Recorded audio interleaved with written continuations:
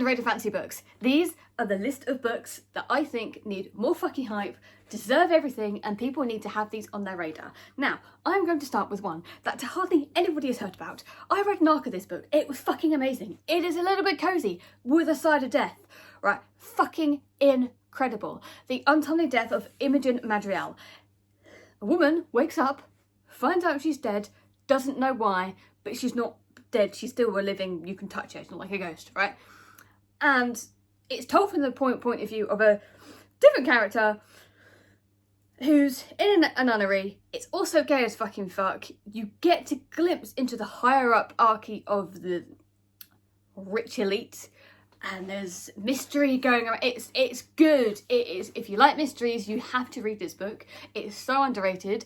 I loved it. If you're going through a hard time, I suggest you read this book. If not, still read this fucking book, because it was a ball of fucking fun. Just explore the ride, like the world, and the characters were on fucking point, especially with, like, I'm very and not religious. I don't really like religion. I'm gonna be honest with you. I don't vibe with it. I don't get it, right? You do you. I don't give a shit. Glimpsing the found family between the main character, who's also part of the sisterhood, and her friends around the sisterhood, seeing them come together even closer because of this.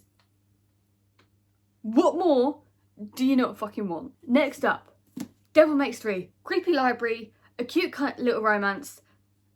What more do you not want? You stumble across a book that's actually possessed, and then you release it and it can possess other people, and it keeps coming after you. It is YA, but it's so good. Do not recommend the audio though. Physically read it. If you like creepy fucking stories, read this shit. Tight Child. Tight Child books. Okay, book 1 takes a bit getting into. Book 2. Holy shit. I'm butchering the name, okay? I don't care. I say how I say it. The Goblin in this little bird creature that can bring wins. It's so good. The relationship between him and Joran, the main character. Joran, who used to be a drunk, who's now not a drunk. Also, matriarchy in this book. It's dragon bones create ships. There are sea dragons. There are sea dragons. Sea dragons in this book. It's fucking amazing. It is incredible. Will blow you away. It will make you cry by book 3. Book 2 was just absolutely fucking amazing, and I fucking loved it. Maya's the shipwife, and the shipwife, the relationship, how Joran grows throughout the whole fucking book. Everything, the relationships with everybody, and the trauma and everything that they actually go through, because there are actually consequences to some actions, and how people always want them to stay dead. Basically, when you're considered dead, but you aren't really dead, you get put on these ships, and somebody puts Mayas on these ships along with Joran, and they are like the low, but Mayas and Joran bring them together. Mayas mainly does it because Joran, again, drunk because of life, but he pulls out of that, becomes her first mate, and they have to go hunt these sea dragons that are worth or extinct. I don't want to tell you anymore. It is a good fucking series. Go fucking it's good shit. It slaps so much. Thank me later. The one is a recent read, Dragons of Deepwood fan.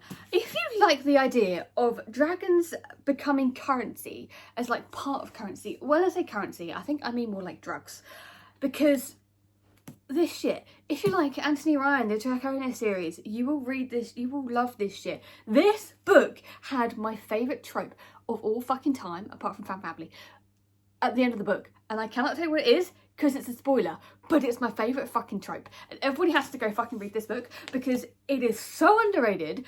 It's a new release, it is so well written, and also, side note, when publishers, can you do covers more like this, like the matte cover, not glossy, because I like it, texture, it's cool. Anyway, this is so. The characters in this, it has an Inquisitor that isn't a dickhead like Glocta is, even though as much as I love Glocta, and also female, it's politics. It's really strong character, good character moments. Also, dragons. And also, somebody in here isn't meant to have a dragon, and he has a dragon, and he keeps that a secret. This is how dragon fantasy should be done, where it's not just like, I know Aragon, everyone's a little bit different, but let's use it as an example. There's only a few dragons, but in this, dragons are a part of everything. They are an integrated part of the world, and it's not just they exist, they actually have impact. They impact the politics, they impact the world, they impact decisions and things people make. Dragons are used like horses are going to be used. People just, I'm just hop on my dragon and disappear. That's how dragon fantasy needs to be fucking done. And now I really want to reread this, but I don't have time. So, because I don't have time, everybody else go fucking read this shit. Another one, it's the Goblin Emperor. And this is cozy, it's kind of sweet. It's somebody, obviously goblins, who isn't in line to the throne, but not direct in line to the throne. Something finds that he's now the king, and he fumbles through that, and it's cozy, it's nice, and I fucking love it. And it's, honestly, Kathrine Addinson can fucking write. She can write. I love this, it's so sweet. People need to go read it. This one is for your historical fiction fans out there. The Children of Gods and Fighting Men. Book 2, even better. Even fucking Shawna Lawless as a debut historical Irish with, I believe it's Irish mythology woven throughout, but in this obviously it's real. So good. The women in this book fucking slay. One side you have this very ruthless kind of queen figure, right? Who's using her son to gain power herself, okay? With a little bit of Viking-esque to it. But then on the other side, you have this nice sweet healer. Very nice, who's also not human, who is sent to the humans, and the things that happen with her and how she gains friendship among these humans, but the humans don't realise there's there's this war behind the war they're fighting, behind them, between these ancient beings, and they're both on opposite sides. This ruthless queen figure and the sweet healer who all she wants to do is help people, who's really nice and really kind, but also with more agency. And I don't know who I fucking like more. I don't know who I like more. I like the sweet healer, but also the revengeful queen. Like, I love the vengeful queen. Who do I want to win? I don't know. Book 3 is coming out this year, and I cannot wait. And oh my god, it's so good. People need to go, right, try historical fantasy, try historical fiction, because honestly, there are some fucking gems out there. Like, if anybody has recommendations for more historical fiction, put them down below, because I'm on a fucking hunt, because loving this, absolutely. I didn't think I would, and yet I fucking did. I fucking loved it. This one, and then book 2, even better than book 1, right? Even better, and I'm predicting book 3 is going to be even fucking better. Lastly, the Woman Flame trilogy. Why is nobody reading about this? It has weird spider creatures and also weird dragons. It's creatures alongside griffins kind of thing, kind of griffins, kind of not, but also fucking dragons, right? It has dragons. Why are you not going to read? Why are you still watching this video? I mean, obviously watch the rest of the video, but go online and go order it right now. The audiobook read by Jock Davis is fucking amazing. He could read to me any fucking time. The characters in this book, there's witches, vintage and middle-aged women who is just off on an adventure discovering things like a scientist, right? Fucking amazing. These creatures come around every so many years and they rise up and everybody has to try and put them back down, right? There's the immortal creatures in this as well. Kind of vampires with a bit of a twist. I wouldn't really call them vampires, to be fair. A little bit different. Like, again, relationships in this, the take on everybody has on witch creatures, like the common people who don't really like them and blaming them for everything else. They go to this place and it's just like living hell, and then the character decides, fuck this shit, I am fleeing, runs away, and is just hunted, and it's just all this is going on, and it's so underrated, more people need to read this book. It is so fucking good. It's just, I binged the whole series, highly recommend it. There's sibling rivalry in this book.